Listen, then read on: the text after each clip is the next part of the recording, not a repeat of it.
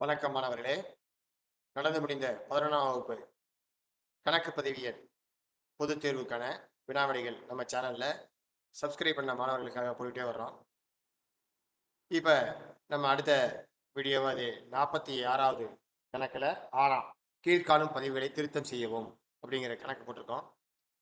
திருத்த பதிவுகள் அப்படின்னு தலைப்பெழுதிட்டு விவரம், பேரிட்டு பக்க எண், பற்று, வரவு, தொகை எல்லாம் போட்டாச்சு. முதல் பதிவு குமரனுக்கு சம்பளம் செலுத்தியது. குமரனுக்கு சம்பளம் செலுத்தியது அப்படின்னா அந்த நபர் நமக்கு தேவையில்லை, சம்பளம்ங்கிறத முக்கியம். ஆனா குமரன் கணக்கு கொஸ்டின்ல பற்று வைக்கப்பட்டிருக்கு, அது தவறு. அப்ப அந்த தவறை திருத்தணும். அப்ப சரியான பதிவு அப்படிங்கிறது சம்பள கணக்கு.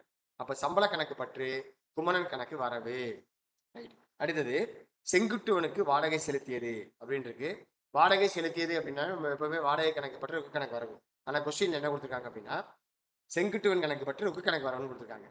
நம்ம வாடகை கொடுக்கறது யாருக்கு கொடுக்குறோங்கிறது முக்கியம் இல்லை. வாடகைங்கிறது ஒரு பேரளவு கணக்கு. செலவையும் மெட்டத்தையும் பற்றுவை. அப்ப வாடகை கணக்கு பற்று நம்ம தவறுதலாக பதிவு செஞ்ச செங்குட்டுவன் கணக்கு இப்ப வர வச்சுட்டோம். அடுத்ததாக ரொக்கத்துக்கு அறைகளின் விட்டுறது. அதாவது இது ஒரு விதிப்பிழை. அதாவது ரொக்கம் கணக்கு பற்று அரைகலன் கணக்கு வரவுன்னு எழுதி வச்சுக்கணும். ஆனா கொஸ்டின்ல ரொக்க கணக்கு பற்று விற்பனை கணக்கு வரவுன்னு வச்சிருக்காங்க. அப்ப விதி தெரியலனா தான் இந்த தவறு ஏற்படும். அப்ப விற்பனை கணக்குங்கிறது தவறு. அந்த இடத்துல வரவு அரைகலன் கணக்குன்னு வரணும். அப்ப விற்பனை கணக்கு பற்று அரைகலன் கணக்கு வரவு. ரைட். அடுத்தது குமாரராசாவுக்கு ரொக்கத்துக்கு சரக்கு விட்டு. ரொக்கத்துக்கு ஒரு பொருளை விற்கும் போது அது யாருங்கிற அந்த நபருடைய பெயர் நமக்கு தேவையில்லை எப்பவுமே. அப்ப நமக்கு ரொக்க கணக்கு பற்று விற்பனை கணக்கு வரவுன்னு இருக்கணும். அங்க என்ன இருக்கு கொஸ்டின்ல ரொக்க கணக்கு பற்று குமாரராசா கணக்கு வரவுன்னு இருக்கு, அது தவறு. அப்ப குமாரராசாவை பற்று வச்சுட்டு அந்த இடத்துல விற்பனை கணக்கு வர வைக்கணும். இதெல்லாம் தவறு ஏற்பட்டிருக்கு. இதான் பிழை திருத்தம். அந்த பாடத்தில் உள்ள கேள்வி இது. இது நமக்கு கொஸ்டின்ல இருக்கு, பயிற்சி கணக்குல இருக்கு. 8வது கணக்காவே நம்ம இருக்கு, நீங்க பாத்தீங்கன்னா தெரிஞ்சுக்கலாம். அடுத்தது உரிமையாளர் மணிமாறனால் சொந்த உபயோகத்துக்கு சரக்கு எடுத்தப்பட்டது. மணிமாறங்கிறவர் உரிமையாளர். அவர் சரக்கு எடுத்துக்கிட்டாருன்னா எடுப்பு. சரக்கு எடுத்தாருன்னா எடுப்பு கணக்கு பற்றி கொள்முதல் கணக்கு வரவு. கொள்முதல் கணக்கு வரவு சரியா இருக்கு. ஆனா எடுப்பு மணிமாறன் இருக்கு. உரிமையாளர்ங்கிறவர் தனிநபர் அல்ல, அவர் தான் உரிமையாளர். அவர் எடுத்தாருன்னா அவர் பேர் நம்ம பதியக்கூடாது, எடுப்பு கணக்குன்னு எழுதணும். அப்ப எடுப்பு கணக்கு பற்றி தவறுதாக எழுதப்பட்ட மணிமாறன் கணக்கு வர வச்சுட்டோம். ரைட். இந்த கணக்கு முடிஞ்சது. இது ரொம்ப எளிமையான ஒரு கணக்கு. போட்டிருந்தீங்க அப்படின்னா 5 மதிப்பெண். அடுத்தது ஒரு தியரி கேட்டிருக்காங்க, கணக்கியல் கோட்பாடுகள். ரொம்ப எளிமையானது, சும்மா விளக்குன்னு கேட்டிருக்காங்க. வணிக தனித்தன்மை கருத்து. வணிகம் அப்படிங்கிறது ஒரு நிறுவனம்ங்கிறது முதல் இடுகின்ற உரிமையாளர் அல்லது உரிமையாளரிடமிருந்து தனித்து மற்றும் வேறுபட்டுள்ளதாக கருதப்படுகிறது. இது நமக்கு பாடம் 2 வருது. கணக்கினுடைய கோட்பாடுகள், அனுமானங்கள், கருத்துக்கள், அதை ரொம்ப எளிமையா சொல்லப்பட்டிருக்கும். இது எதனாலே போதும், ஒரு சிறு விளக்கம் தான் தேவைப்படுது.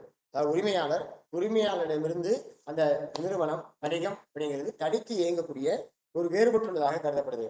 அடுத்து அடக்க விலை கருத்து. வணிகத்துல ஒரு சொத்தானது எப்பவுமே புராதன அடக்க விலை, அதாவது வாங்கிய விலையில பதிவு செய்யணும். சந்தை விலையில பதிவு கூடாது. என்ன வாங்கிய விலையோ அந்த விலையில பதிவு செய்யணும் அப்படிங்கிறாங்க. வெட்டுத்தன்மை கருத்து நமக்கு தெரியும். ஒவ்வொரு வணிக நடக்கையும் 2 தன்மை கொண்டது. அதாவது 2 நிகழ்வு நடக்கும். அதாவது 2, அதாவது ஒண்ணு கொடுக்கணும், ஒண்ணு வாங்கணும். பலன் பெறணும், பலன் தரணும். ஒண்ணு செலவு செய்யணும், வருமானம் வரணும். அதான் 2 தன்மை. அதாவது ஒண்ணு பற்று, இன்னொன்னு வரவு. அடுத்து பொறுத்துகை கருத்து.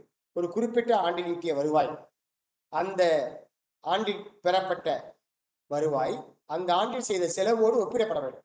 அதாவது நம்ம ஒரு செலவு செஞ்சாதான் வருமானம் கிடைக்கும். அப்ப நம்ம செலவு செஞ்சதுக்கு வருமானம் வந்திருக்கா, அந்த வருமானம் தானா அப்படின்னு ஒப்பிட்டு பார்க்கணும். அதான் வணிக நிறுவனம். அடுத்து கடைசியாக நிறுவன தொடர்ச்சி கருத்து. ஒரு வணிக நிறுவனம் தொடரக்கூடியது மற்றும் நீண்ட காலத்துக்கு தொடர்ந்து செயலாற்றும் என்ற எதிர்பார்ப்பின் அடிப்படையில தான் நடத்தப்பட்டு வருது. அதாவது இப்ப நம்ம 11வது படிக்கிறோம், தேர்வு எழுதுறோம், பாஸ் பண்ணிடுவோம்.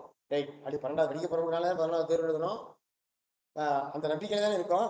நம்ம படிச்சு வேலைக்கு போய் சம்பாதிச்சு பெரிய ஆள் ஆகணுங்கிற ஒரு நம்பிக்கை, அதாவது தொடர்ச்சியாக நம்ம இருப்போம் அப்படிங்கிற நம்பிக்கையில தான் நம்ம செயல்பட்டு இருக்கோம். அதே மாதிரிதான் ஒவ்வொரு வணிக நிறுவனமும் தொடரக்கூடியது, நீண்ட காலத்துக்கு செயலாற்றும் என்ற எதிர்பார்ப்பின் அடிப்படையிலேயே நடத்தப்பட்டு வருகிறது அப்படின்னு சொல்றாங்க. ரைட். அடுத்தடுத்து நம்ம 47வது கணக்கு போட போறது. மாணவர்கள் நம்ம சேனலை சப்ஸ்கிரைப் பண்ணுங்க. Welcome to center in accounts and commerce channel.